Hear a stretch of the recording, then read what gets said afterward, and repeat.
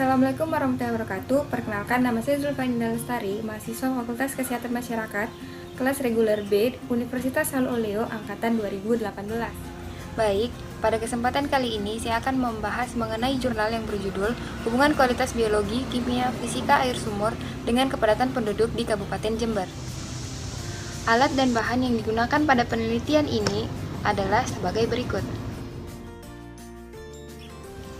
Prosedur penelitian ini meliputi sterilisasi seluruh alat yang akan digunakan dalam penelitian dengan menggunakan autoclave. Penelitian ini menggunakan 9 sampel air sumur. Uji kualitas biologi menggunakan metode MPN yang terdiri dari 3 tahap, yaitu tes pendugaan yang mana sebelum diinokulasikan pada medium LB, sampel air sebelumnya dilakukan pengenceran dengan mengambil 1 mili sampel air dan dimasukkan ke dalam 9 mili aquades. Uji organoleptik menggunakan 10 responden yang telah dipilih berdasarkan kriteria kesehatan dan mengisi angket yang telah disediakan. Uji kimia pH dilakukan dengan menggunakan 1 sampel air dalam bunker gelas, lalu mencelupkan pH meter dan ditunggu sampai angka tidak berubah. Kemudian uji kadar kimia oksigen terlarut dilakukan dengan menuangkan 1 liter sampel air dalam beaker gelas, lalu mencelupkan DO meter dalam air dan tunggu sampai angka tidak berubah. Di dalam pembahasan dijelaskan bahwa menurut Permenkes RI nomor 492/Menkes/Per/4/2010 bahwasanya air minum aman bagi kesehatan apabila memenuhi persyaratan kimia, fisika, mikrobiologi, dan radioaktif. Perkembangan jumlah penduduk yang disertai dengan laju pembangunan mengakibatkan terjadinya perubahan kualitas lingkungan yang juga berpengaruh pada kualitas air permukaan.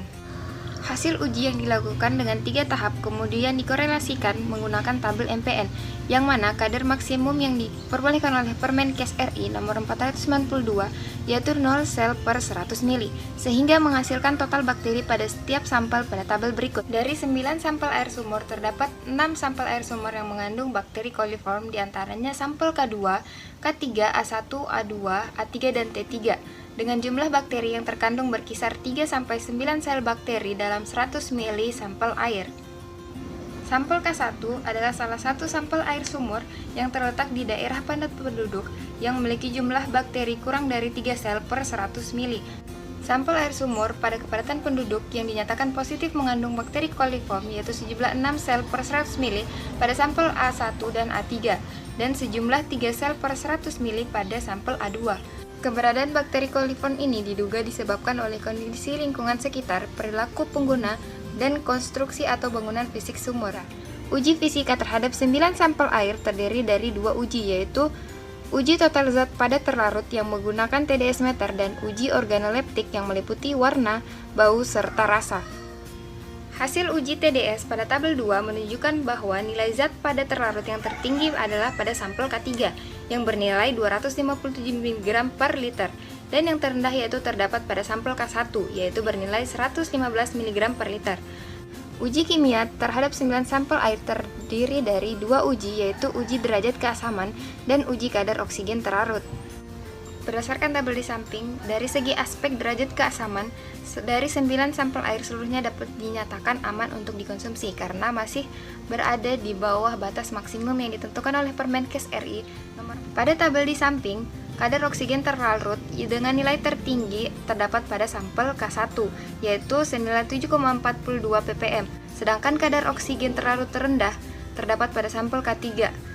Dari hasil uji kimia dari 9 sampel, seluruhnya dapat dinyatakan aman untuk dikonsumsi karena masih di bawah batas maksimum yang ditentukan oleh Permenkes RI.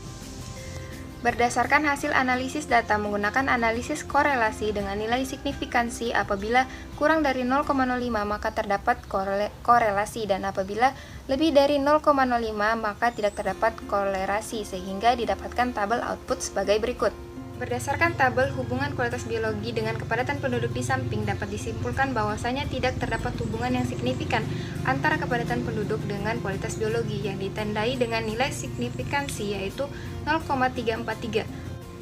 Berdasarkan tabel hasil analisis di samping dapat diketahui bahwasanya antara kepadatan penduduk dengan kualitas fisika air sumur terdapat hubungan yang signifikan yang ditandai dengan nilai signifikansi kurang dari 0,05 yaitu 0,043. Kepadatan penduduk berkorelasi sebesar 0,0 357.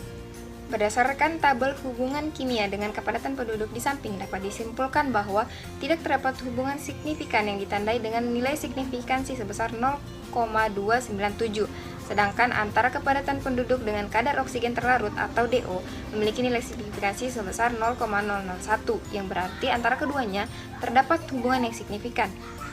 Baik, yang terakhir adalah kesimpulan. Kesimpulan yang pertama yaitu tidak terdapat hubungan yang signifikan antara kepadatan penduduk dengan kualitas biologi air sumur. Artinya, semakin padat penduduk tidak diikuti dengan kenaikan jumlah bakteri pada air sumur.